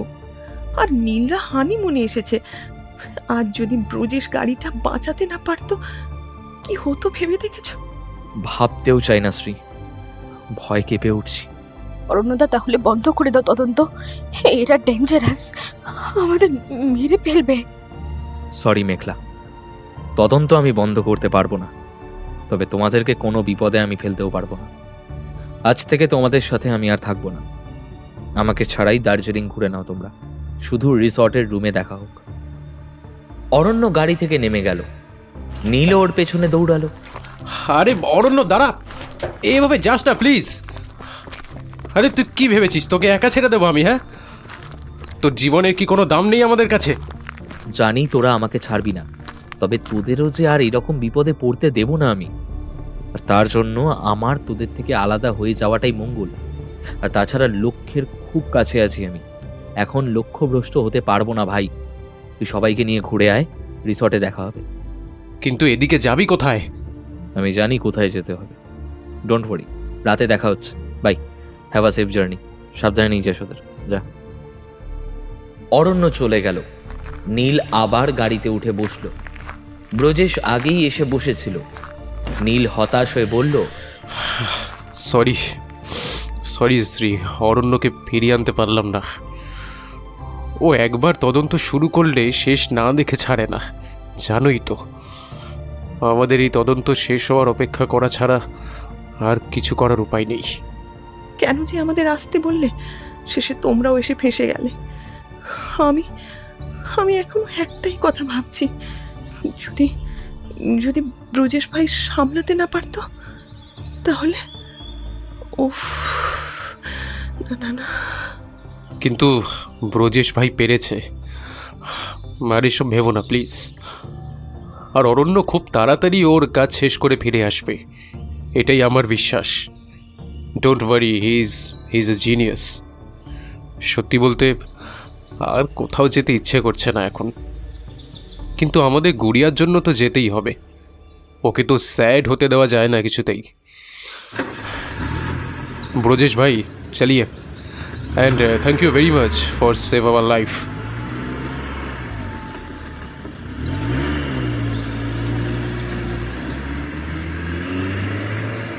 অরণ্য হেমার পাড়াতেই আবার গেল। হেমার বাড়িতে তালা ঝুলছিল। পাড়ার শেখর সামনেই রকে বসেছিল। অরণ্যকে দেখে এগিয়ে এসে বলল, স্যার, রাহুল একটু আগেই এসেছিল, তবে আপনাকে যে জানাবো তার সুযোগ হয়নি। আমি যখন দেখলাম ও তখন তালা বন্ধ করেই বাইক নিয়ে বেরিয়ে গেল, তাই আর জানাইনি। It's okay, thank you. কি আর করা যাবে, অপেক্ষাই করতে হবে। আচ্ছা, রাজেশের কোনো খবর? স্যার, ও যেন কোথায় গেছে, এই 2-3 দিন হলো বাড়িতে নেই। ইন্টারেস্টিং। রিসর্টে গিয়েই ম্যানেজারের রুমে গেল অরণ্য। আরে স্যার, আপনি এই সময়? না মানে সাইট সিনে বেরিয়েছিলেন তো, বললেন বাইরে লাঞ্চ করবেন। প্ল্যান চেঞ্জ হয়েছে সৌজন্যবাবু, আর সেটা আপনার দয়াতেই। যদি অ্যাক্সিডেন্টটা না করাতেন তবে হয়তো এখনো ঘুরতাম সবার সাথে, কিন্তু। কি বলছেন স্যার? অ্যাক্সিডেন্ট আমি করিয়েছি? তা নয় তো কি, যাবার সময় তো ইঙ্গিত দিয়েই ছিলেন। আমাদেরও আরো সাবধান হওয়া উচিত ছিল। ছি স্যার, আমি করতে পারি? আফটার অল আপনারা আমার গেস্ট। তাছাড়া এইরকম জঘন্য কাজ, মানে অপরাধ করার কথা আমি ভাবতেও পারি না। দেখুন, আপনার ফালতু কথা শুনতে আমি আসিনি। হ্যাঁ, বলুন কেন করলেন? আমি কিছু করিনি স্যার, সত্যি বলছি। দেখুন, আপনি বেকারই অস্বীকার করছেন। আমিও ঘুরিয়ে পিছিয়ে জিজ্ঞেস করতে চাইছি না, সত্যি করে বলুন কেন করলেন। সত্যি বলতে আমি যখন জানি যে আপনিই করিয়েছেন এবং কেন সেটাও জানি, তাহলে আর ফালতু সময় নষ্ট করবেন না। আপনি বরং বলুন কোন সত্যিটা সামনে আসার ভয়ে এমনটা করলেন। বলুন কিসের ভয় আপনার? এসব কি বলছেন আপনি? ভুল তো বলছি না। রাজীব, ভেতরে এসো। রাজীবকে দেখে চমকে উঠল ম্যানেজার সৌজন্য রায়। আপনি আর রাজীব যে মিলে আছেন তা সন্দেহ আমি করেছিলাম, আর সেই সন্দেহে শিলমোহর বসালো গৌরব। ও কাল রাতে আপনাদের কথা শুনে নিয়েছিল যখন আপনারা কথা বলছেন। सर, हमको लगता है वो बंगाली बाबू सब पर्दा फाड़ देंगे। हिल पैलेस का सच और नहीं छुपेगा। नहीं, ऐसा हो नहीं सकता। कैसे भी हो उसको इस इन्वेस्टिगेशन से बाहर करना पड़ेगा, नहीं तो हमारा सब कुछ बर्बाद हो जाएगा और बड़े शहर को पता चला तो हमें मार देंगे। उससे पहले इस बंगाली को हटाना पड़ेगा।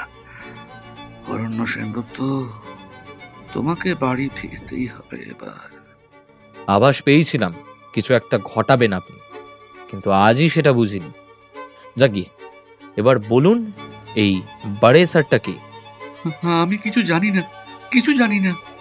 সব জানেন আপনি। রাজীব আমাকে সব বলেছে। কাল রাজীবকে তো হাতে নাতে ধরেই ছিলাম আমি। আপনি তো জানেনই। হ্যাঁ, সেটাই তো আপনাকে জানাতে এসছিল কালো। ভেবেছিলেন ওকে দিয়ে ভয় পাইয়ে আমাকে বোকা বানাবেন, তাই না? তবে ওকে যে এইভাবে প্রমাণ সমেত ধরে নেব সেটা আপনি কল্পনাও করেননি। কিন্তু রাজীব আপনাকে কখন কি বলল? ওকে তো সাবধানে থাকতে বলেছিলাম, ধরা পড়লে কিছু বলতে বারণ করেছিলাম। এই যা বলে ফেললেন তো। কি বারণ করেছিলেন দেখুন, নিজের মুখেই কিন্তু বলে দিলেন। না মানে ও যখন না কিছু না, কিছু রহস্য নেই। কেন কথার জালে ফাঁসাচ্ছেন আমাকে? আশ্চর্য তো। ফেঁসে গেছেন ম্যানেজার বাবু। এবার সব সত্যিটা বলুন। বলার মতো কোনো সত্যি নেই। তাই রাজীব কিন্তু আমাকে আপনার সব বেআইনি কাজের কথা বলে দিয়েছে। আচ্ছা, আপনি ভাবছেন কখন বললো, তাই তো? কারণ কাল রাতে ওর রুমে গিয়ে আমি তো কিছুই বলিনি। আসলে ইচ্ছে করেই বলিনি। আমার প্ল্যান ছিল এটা। আমি জানতাম রাজীব কেস খেয়েছে বুঝে কাউকে একটা কন্ট্যাক্ট করবেই। গৌরব তো নজরদারি রেখেই ছিল ওর ওপর। তাই ও আপনার রুমে যেতেই গৌরব ওর পিছু নেয়। তারপর রুমের বাইরে দাঁড়িয়ে আপনাদের সব কথা শোনে, আর আজ সকালে এসে আমাকে সব জানায়। তারপর আমি রাজীবের রুমে যাই। আসবো রাজীব? আরে স্যার, আপনি এত সকালে? কাল রাতে যে বললাম পরে কথা হবে, ভুলে গেলে? वो हाँ हाँ सॉरी सर, सच में भूल गए थे। हाँ बोलिए, क्या बात है? কি বলবেন বলুন। বেশ, তবে সরাসরি বলি, ম্যানেজার বাবুর সাথে কি চক্র চালাচ্ছ? কি কি কি কি বললেন? চক্র मतलब कुछ समझा नहीं। সব বুঝতে পারছো রাজীব, অভিনয় করে লাভ নেই। বলো কি রহস্য আছে ওই হিল প্যালেসে, বলো। হ্যাঁ, हमें मालूम नहीं স্যার। আমি সত্যি বলছি, আমি কিচ্ছু জানি না। তাই? যে নাকি ওই 4 তলার রুম থেকে আমাদের ভয় দেখানোর চেষ্টা করছিল সে কিচ্ছু জানে না, এটা মানতে হবে আমাকে। হ্যাঁ, এবার বলো ভয় দেখাচ্ছিলে কেন? আমি কিছু জানি না স্যার, আমি কিছু জানি না, সচ মে। আবার মিথ্যে বলছো? বেশ, তাহলে আমি উত্তর দিই। নিশ্চয়ই ওই রিসর্টের রহস্য ধরা পড়ার ভয়টা দেখাচ্ছিল, তাই না? যাতে আমি ভাবি ওখানে সত্যিই কোনো ভূতের বাস আছে আর তারাই খুনগুলো করেছে, কি তাই তো?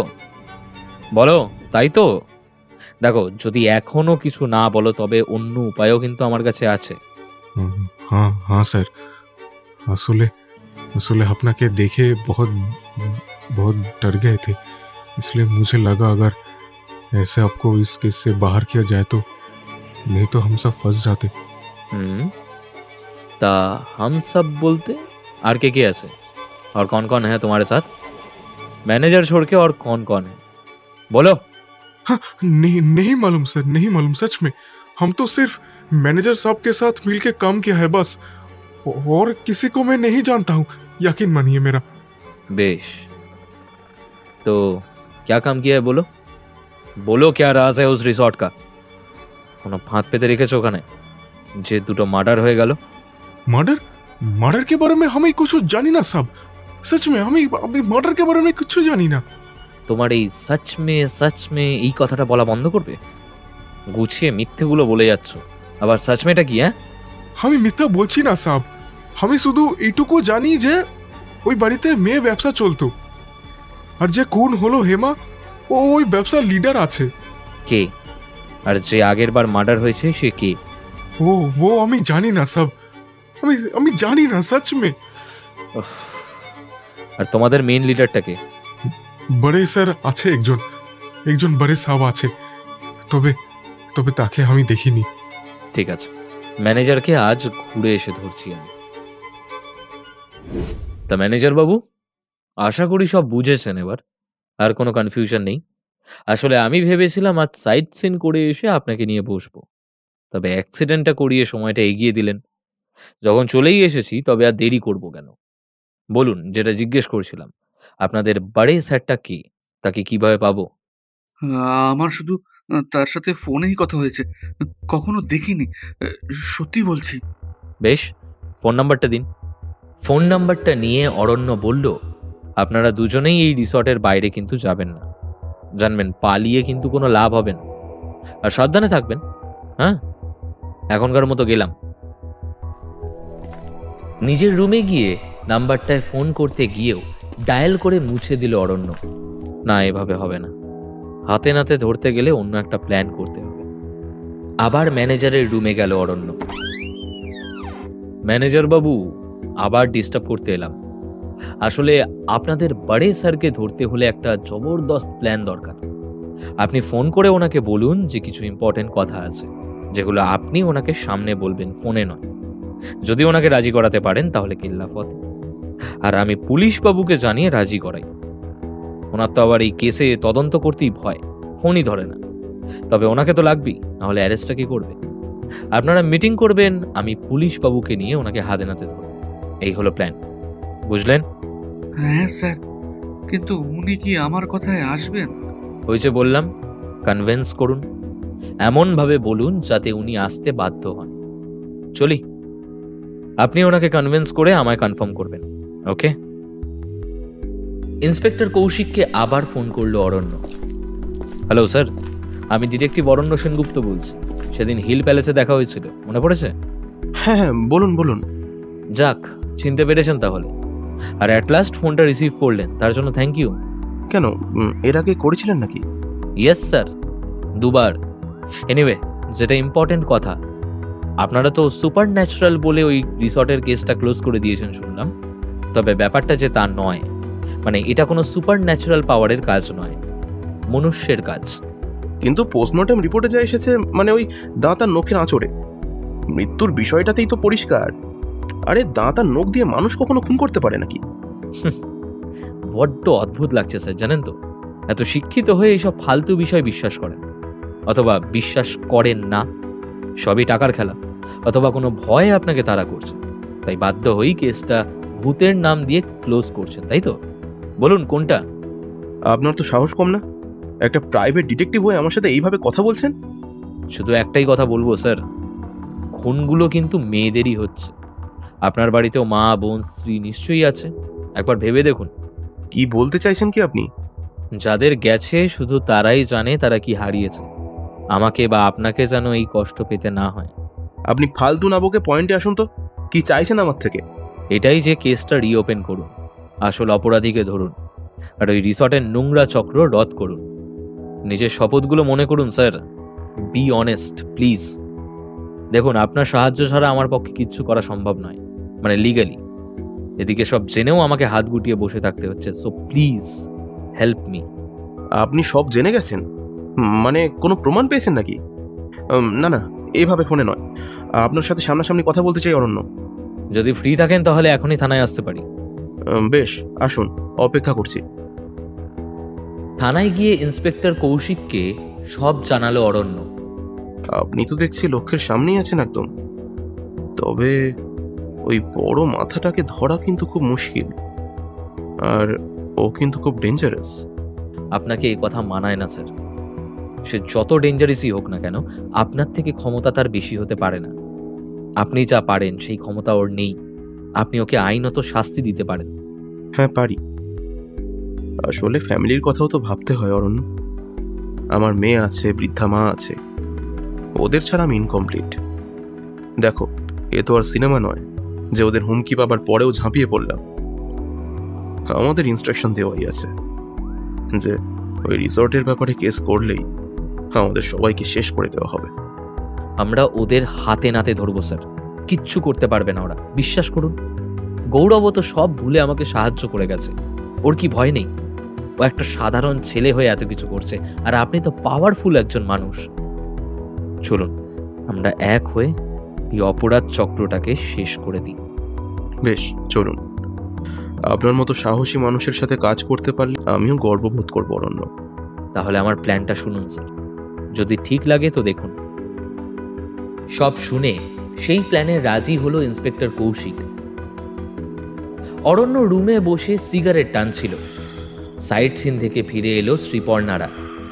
রেগে আছো গিন্নি? আর একটু সহ্য করো, খালি লাস্ট সিনটুকু বাকি, সিনেমা প্রায় শেষ। শ্রীপর্ণা কিছু বলল না, ফ্রেশ হতে বাথরুমে চলে গেল। গুড়িয়া বলল, পাপা আমরা খুব মিস করেছি তোমাকে। তুমি কেন চলে গেলে তখন? তোমাকে ছাড়া ভালো লাগে না একদম। আমার কি ভালো লাগে বল? আর বাবাকে একটু সময় দাও, আমরা একসাথে টাইগার হিল যাব আর ওখান থেকে কাঞ্চনজঙ্ঘা দেখব। কিন্তু কবে পাপা? আমার কাজটা শেষ হয়ে গেলেই, হয়তো কাল বা পরশু। কি মজা কি মজা, আমরা কাঞ্চনজঙ্ঘা দেখব। অরণ্যর ফোনটা বেজে উঠল। হ্যাঁ ম্যানেজার বাবু বলুন। ও রাজি, দ্যাটস গ্রেট। সকাল 10টায় আসছেন উনি হিল প্যালেসের পিছনের গার্ডেনে। ওকে, তাহলে ওখানেই দেখা হবে। কৌশিককে ফোন করলো অরণ্য। হ্যাঁ স্যার, গুড নিউজ। পরের দিন হিল প্যালেসের পেছনের গার্ডেনে ওয়েট করছিল অরণ্য আর ইন্সপেক্টর কৌশিক। অরণ্যর ফোন এলো। শেখর ফোন করছে কেন? হ্যাঁ শেখর বলো। স্যার, রাহুল এসেছিল, এক্ষুনি আবার বেরিয়ে গেল। আপনি বাইরে খেয়াল রাখুন, ওখান দিয়েই যাবে। না না সরি, এখন তো খুব ইম্পর্টেন্ট কাজে আছি, এসব দেখতে পারবো না, পরে কথা বলছি। হ্যাঁ স্যার, তাও বলে দিলাম, ব্লু কালারের Avenger bike. Okay thank you ভাই, রাখলাম। ফোন রাখতেই সামনে তাকিয়ে অরণ্য দেখল একটা ব্লু কালারের অ্যাভেঞ্জারে এসে দাঁড়ালো এক যুবক। পাশ থেকে ইন্সপেক্টর কৌশিক বললেন, অরণ্যবাবু, ইনি বোধহয় সেই বড় হন। অরণ্য মনে মনে বলে উঠল, ব্লু অ্যাভেঞ্জার, ইন্টারেস্টিং। হেলমেটটা খোল ভাই। কি বলছেন অরণ্যবাবু? চলুন সামনে যাওয়া যাক। না না দাঁড়ান দাঁড়ান দাঁড়ান, আগে হিসাবটা মেলাই। হেলমেটটা খুলতেই অরণ্যর মুখে হাসি। রাহুল, এবার মজাটা দেখুন স্যার, তারপরে সামনে যাব। কে রাহুল? কখন থেকে বিড়বিড় করে কি বলছেন বলুন তো? সব বলছি। অরণ্যর হোটেলের ম্যানেজার সৌজন্য রায়ের সাথে কথা বলতে শুরু করলো রাহুল। দূর থেকে কথা শুনতে না পারলেও বোঝা যাচ্ছিল যে কোনো মুহূর্তে অ্যাট্যাক হতে পারে ম্যানেজারের ওপর। আর দেরি না, চলুন স্যার। রাহুলদের দিকেই এগিয়ে যাচ্ছিল অরণ্য আর ইন্সপেক্টর কৌশিক। এমন সময় রাহুল পকেট থেকে রিভলভার বার করে ম্যানেজারের মাথায় ঠেকায়। ইন্সপেক্টর কৌশিক চিৎকার করে বলে ওঠে, বন্দুক ফেলে দিন, ফেলে দিন বলছি। পুলিশ ফোর্স আড়ালেই ওয়েট করছিল। এবার এগিয়ে এসে চারপাশ দিয়ে ঘিরে ধরল রাহুলকে। ইন্সপেক্টর স্যারের কথা কানে গেল না? বন্দুকটা ফেলে দাও রাহুল, ফেলে দাও। রাহুল কারোর কথা কানে না দিয়ে শুট করতে যাচ্ছিল। ইন্সপেক্টর কৌশিক আবার বলল, ডোন্ট শুট, তুমিও কিন্তু বাঁচবে না। রাহুল এবার বন্দুকটা ফেলে দিল। এই তো বুদ্ধিমান ছেলে। স্যার, ওকে কি থানায় নিয়ে যাবেন আগে, না এখানেই সব গল্প শুনবেন? আমি তো এখনো এটাই বুঝলাম না যে আপনি ওকে চিনলেন কিভাবে। ও হেমার দাদা, যার ক্রিসমাসের দিন খুন হলো। ও আচ্ছা, আসলে সাব ইন্সপেক্টর ওর সাথে কথা বলেছে, আমি সেদিন ছিলাম না, তাই চিনি না। তো রাহুল, এবার বলো কি করতে এই রিসর্টে? সবই তো জানেনি সাব, আর কি শুনবেন? So desperate. মানে স্বীকার করছো সব অপরাধ, তাই তো? আচ্ছা, নারী চক্র চালাতে তো শুনেইছি, এবার বলো কিভাবে এইসব করতে, আর তোমার বোন হেমাকেই বা কে মেরেছে? রাহুল মনে মনে প্ল্যান করছিল পালাবার জন্য। পকেট থেকে একটা ছুরি বের করে পাশে দাঁড়িয়ে থাকা একজন কনস্টেবলকে টেনে নিয়ে তার গলায় ছুরিটা ধরল আর বলল, सब हट जाओ यहाँ से, हटो हटो हटो, नहीं तो ये सब मार देने में 2 सेकंड में टाइम नहीं लगेगा, हटो। ये बाबू डिटेक्टिव है ना तू, अपना गोविंदागिरी कलकत्ता में जाके कर, समझा? नहीं तो फालतू में शहीद हो जाएगा। क्लोज रहने दे केस। इंस्पेक्टर, अगर केस रीओपन होना तब तो तू गया। कोई आगे नहीं बढ़ेगा, हटा हटा हटा। সবাই সরে গেল। রাহুল বাইকে বসেই কনস্টেবলকে দূরে ফেলে দিয়ে চম্পট দিল, আর বাইক স্টার্ট করতেই ইন্সপেক্টর কৌশিক গুলি চালালো। রাহুলের বাইক এগিয়ে গেলেও সেই গুলি গিয়ে লাগলো ওর পিঠে। পুলিশ ফোর্স নিয়ে ইন্সপেক্টর কৌশিক অরণ্যকে পাশে বসিয়ে তাড়াতাড়ি জিপ স্টার্ট করলো। কনস্টেবলরা রাহুলের বাইককে উদ্দেশ্য করে গুলি চালাতে লাগলো, তবে হঠাৎই চোখের নিমেষেই যেন সে অদৃশ্য হয়ে গেল, অর্থাৎ সে পালাতে সক্ষম হলো। পারলাম না আমরা। দেখলে তরুণ কি সাংঘাতিক লোকটা, কিভাবে সামনে দিয়ে পালিয়ে গেল, আবার হুমকিও দিয়ে গেল। ওর গুলি লেগেছে স্যার, কত দূর পালাবে? আপনি ট্রাফিক পুলিশদের ইনফর্ম করুন আর চারিদিকে পোস্টার ছড়িয়ে দিন। ট্রাফিক পুলিশকে ফোন করে দিচ্ছি, কিন্তু কিন্তু পোস্টার কিভাবে পাবো? ওটা আমার দায়িত্ব। ট্রাফিক পুলিশদের অ্যালার্ট করে দেওয়া হলো, যদিও কোথাও কোনো খবর পাওয়া গেল না।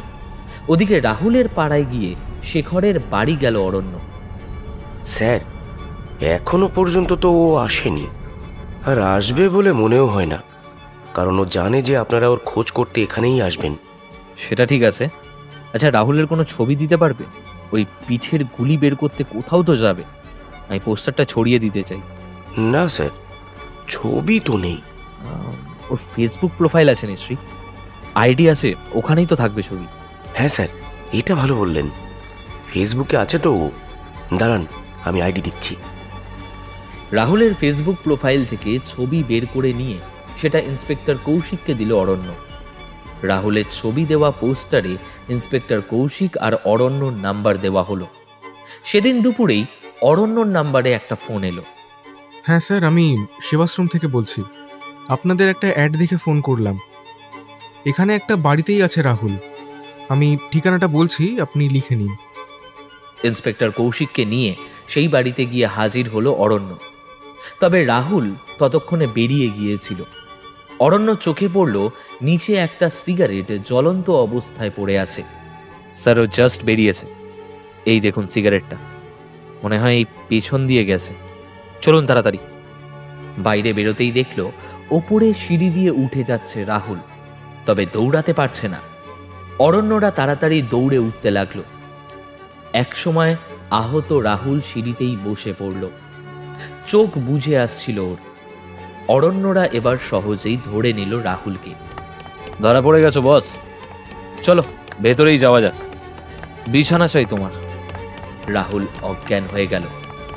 ও যেই ঘরে ছিল ওখানেই নিয়ে যাওয়া হলো ওকে, আর বিছানায় শুইয়ে দিয়ে চোখে জল দিয়ে ওর জ্ঞান ফেরানো হলো। একে তো বোনকে ব্যবসায় নামিয়েছিল, তবে শুধুই তো দেহ ব্যবসা নয়, আরো নোংরা কারবার চলতো ওই রিসর্টে। তবে দাদা হয়ে তুমি এমন করলে কি করে রাহুল? এরকম দাদার থাকার চেয়ে না থাকাই ভালো। আহা, আমি বাজে মানুষ আছি দাদা। पर पैसा कमाने के लिए वो सब ভালো মানুষ বানিয়ে লাভ নেই সাব, লাভ নেই লাভ নেই। বাহ, ক্যা থট হ্যায়। হ্যাঁ, এবার বলো, দেহ ব্যবসা ছাড়াও কি চলতো ওই রিসর্টে? কেন মেরেছো পরপর ওই দুটো মেয়েকে? হেমাকে তুমিই মেরেছো তো, ঠিক বললাম তো? हाँ हाँ हाँ, আমি মেরেছি সাব, আমি মেরেছি। मैंने मारा है उसे अपने इन हाथों से, नाखून से उसे चीर दिया, उसके बाद खंजर ठोक दिया, उसके बाद इन दांतों से, ये देखो, इन दांतों से, ये दांत दिए कामड़े चियोके যাতে এই লাগে এটা কোনো আত্মার কাজ আছে। आप लोग क्या बोलते से? ओ सॉरी, और ऐसे ही डर फैला रखे थे उस रिसोर्ट पे कि सब डर जाए, और हम आराम से अपना बिजनेस करते रहे। বিজনেসটা কি ছিল, কি করতে ওখানে, আর কেন মারলে হেমাকে? ब्लू फिल्म शूट करने को बोला था, नहीं मानी तो ठोक दी साली को। Blue film? নিজের বোনকে এইভাবে? ছি, তার মানে এটাই বিজনেস ছিল তোমাদের? हाँ साहब, এই জন্যই কোনগুলো তো হয়েছে। बोलो फिल्म शूट करने में जो मना करता था उसे ही मरना पड़ता था। তার মানে 2 বছর আগে যে মেয়েটা খুন হয়েছিল ও কি এই কারণেই? एकदम करेक्ट আছে সাহেব, ঠিক বলা ডিটেকটিভ বাবু। রোজি রোজি আমার গার্লফ্রেন্ড ছিল, उसे बुलाता था ब्लू फिल्म शूट করবে বলে। এমন নেকামি করলো যেদিকে দেও ব্যবসায় कोई प्रॉब्लम नहीं था उसको दिए ठोके साले। वैसे मुझे पकड़ने को अच्छा प्लान बनाया आपने। बोले मैनेजर को साथ और अब मेरा पोस्टर छपवाया। बढ़िया बढ़िया। থ্যাংক ইউ এত তারিফের জন্য। তবে তোমাকে ধরতে পেরেছি কয়েকজন খুব সাপোর্ট করেছে তাই। আর সব শেষে thank you to inspector Kaushik sir. উনি স্টেপ না নিলে আমি কিচ্ছু করতে পারতাম না। আফটার অল প্রাইভেট ডিটেকটিভ, একটা সীমাবদ্ধতা তো আছেই আমার। पर डिटेक्टिव बाबू, हमें जो इंज्योर्ड ना होता आप लोगों का भगवान भी मुझे पकड़ नहीं पाता। सही बोला ना मैंने? सही बोला ना? छोड़ो ये सब भाई, अब पकड़ तो लिया ना। কৌশিক স্যার ভাগ্যিস আপনি গুলিটা চালিয়েছিলেন, তীর নিশানে পেয়ে একদম। হ্যাঁ, এনিওয়ে আর দুটো প্রশ্ন করব। এক, রাজেশ কোথায় আছে? ও তো তোমার দলে ছিল, কোথায় পাঠিয়েছো ওকে? उसे उसे ठोक दिया, ठीक से काम नहीं करता था। মাই গড। ওকে, আর হিল প্যালেসের মালিক কি এইসবে আছে? ना साहब, झूठ नहीं बोलेंगे, वो एकदम इनोसेंट है। उसे डरा कर ही तो हमने ये रिसोर्ट भाड़े में लिए थे और उसे फायदे का पैसा बेचते थे, और हमारे डर से ही वो किसी से नहीं मिलते ताकि सच सामने ना आए। ওকে, সো তোমাদের নোংরা চক্রের দি এন্ড মিস্টার রাহুল। এবার যাও, জেলে বসে বানিও। আপনার সঙ্গে কাজ করে খুব ভালো লাগলো অরণ্যবাবু, থ্যাংক ইউ। আপনার মতো মানুষ এই সমাজের জন্য গিফট, যারা কোনো কিছুর পরোয়া না করে বিপদে ঝাঁপিয়ে পড়তে সবসময় প্রস্তুত। ভালো থাকবেন, আশা করি আবার কখনো দেখা হবে। রাহুলকে অ্যারেস্ট করে নিয়ে গেল ইন্সপেক্টর কৌশিক। রিসর্টে হাসি মুখে ফিরল অরণ্য। রিসর্টের লনে বসেছিল নীল আর মেঘলা। অরণ্যকে দেখেই এগিয়ে গেল। কিরে হতভাগা, ডুমুরের ফুল হয়ে গেছিস তো, দেখাই যায় না আজকাল। আর ফোনও তুলছিস না, ব্যাপারটা কি বলতো? সেই যে কাল চলে গেলি, তারপর থেকে কেসটা নিয়েও আর কিছু বললি না। এই রাগ করিসনি তো ভাই? এই দেখ, আমি কিন্তু তোর সাথেই ছিলাম। জানি তো, আর রাগ করবো কেন? এই কেসটাতেই বিজি ছিলাম, এবার ফ্রি। মানে কেস সলভড? মেন কালপিটরা অ্যারেস্ট, সাগরেদরাও ধরা পড়েছে। রাজীব আর হোটেল ম্যানেজার সৌজন্যকে দেখেছিস কাল থেকে? এই না তো। ও, তার মানে উনিও দলে ছিলেন?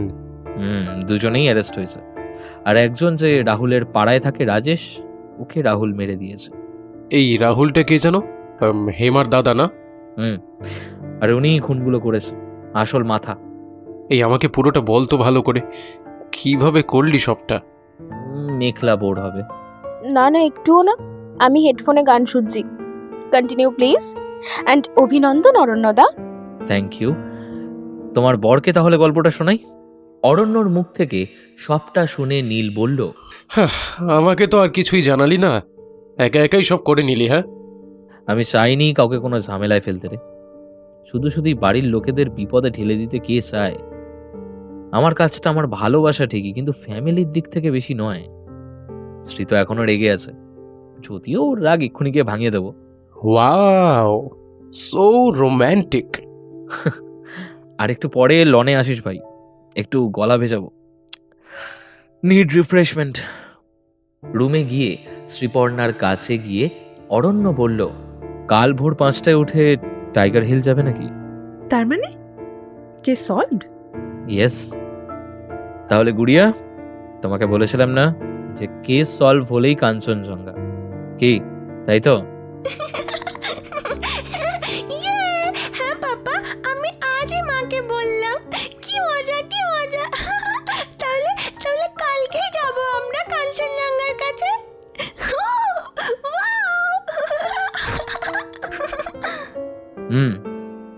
দার্জিলিংয়ের শেষ 2টো দিন জমিয়ে মজা করে নিয়ে কলকাতা ফিরবো আমরা। আপাতত mission Tiger Hill to Kanchenjunga.